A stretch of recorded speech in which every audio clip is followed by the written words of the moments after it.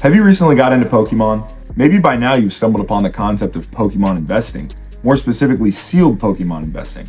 If that's you, then you're in the right place, because I am here to break down the bare basics of sealed Pokemon investing. What is going on, guys? It is your boy Pokeballs, and we are back with a banger. Before we get into the video, I would love to thank everybody for all the support that you guys have been showing. I appreciate every single like, comment, and subscription. Any engagement on my post gives me the motivation and confidence to keep going, and it also lets me know what you guys want to see more of and less of. So without further ado, let's hop straight into the first topic. Now, at the beginning of the video, I stated that this was going to be a bare basics video. So let's start with the bare basics. What is sealed product? Sealed product can be anything purchased from the Pokemon company that is kept unopened. The two key products that have been proven to be the best investments are booster boxes and elite trainer boxes. So those are what we're going to be focusing on in today's video. To remove any confusion, booster boxes are display boxes that hold 36 packs of said set, whereas elite trainer boxes, ETBs, can hold 8 to 10 packs of said set with themed dice, booklets, coins, and other collectible items. So now that we got that out of the way, let's get into the meat and potatoes of the video. Let's talk about why these things go up. Let's use Chilling Reign as an example. When Chilling Reign came out, it sat at about $90 for a booster box for about a year, maybe even a little bit more. And now you can sell it for around $240, $250. What's changed? It's the same packs, it's the same cards, it's the same everything. But now people are willing to pay 2.5 times more than what they paid for it a couple years ago. The reason is supply. Let me explain. Pokemon packs, booster boxes, ETBs, and other sealed items are used for the actual game. They're open to be traded, they're open to be played with, they're open to be used. So you can imagine that things that used to be a dime a dozen can now slowly over years become worth more and more simply because there's less and less of that product. You can no longer find these boxes for MSRP prices like $90 to $100. You can only find booster boxes of it now for $150 to $200. And then over time, when those get bought out, you're only going to be able to find it for $200 to $300, so on and so forth. As more and more people enter the hobby, more and more of this sealed product is getting open, making it more scarce.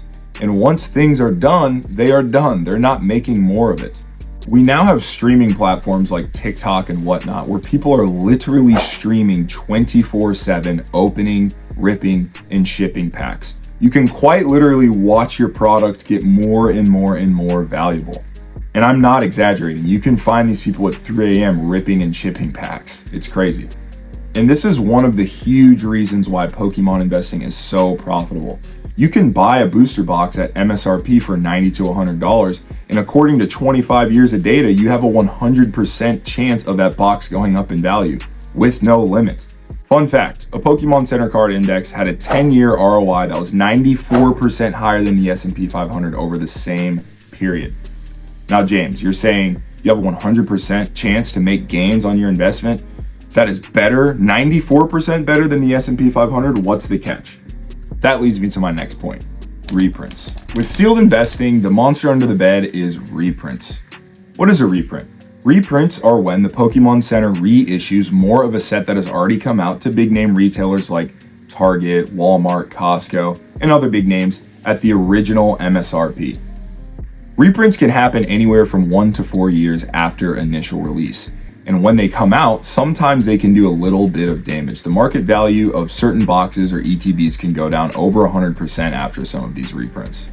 Reprints can be sealed investors' biggest enemy, but we have seen many reprints where it hasn't affected the aftermarket value at all, such as Evolving Skies and Palbay Evolved. There was so much demand for that product that when they reissued more of it into stores, it got bought up so fast that it didn't even affect the aftermarket value. Now, I'm not saying all this to tell you that this is where your retirement fund should be, and I'm not even saying that you should do it.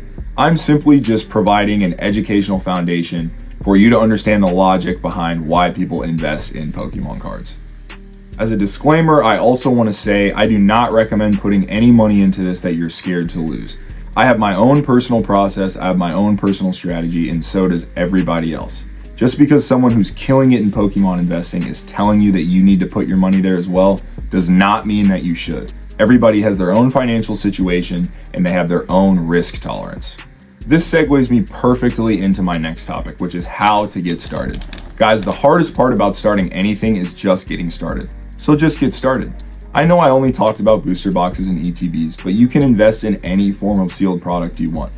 The reason I do booster boxes and ETBs is because that's the data that I look at, so I am more confident in my money going in those areas rather than other sealed investments. But there are things like 3-pack blisters, booster bundles, UPCs, collection items, all that other stuff that also do increase in value. I wanted to keep this video as simple and as basic as possible. Pokemon investing is not complicated, but there are a lot of videos out there that can make it seem very intimidating, throw complex numbers at you, complex data. You understand. I wanted to give you guys the basics, the foundation, so you can go out there and be a little bit more confident in where you're putting your money. Where the Pokemon demand is right now, I'm extremely confident that we are going to continue to see that exponential growth path that we've been seeing in Pokemon for the last 25 years. With new TV shows, with new video games, with new events across the world, more and more people are entering this hobby every single day. And with the help of TikTok lives and whatnot lives where people are diminishing product every single day, I truly believe we are just now starting to see the beginning of what Pokemon sealed investing can really be.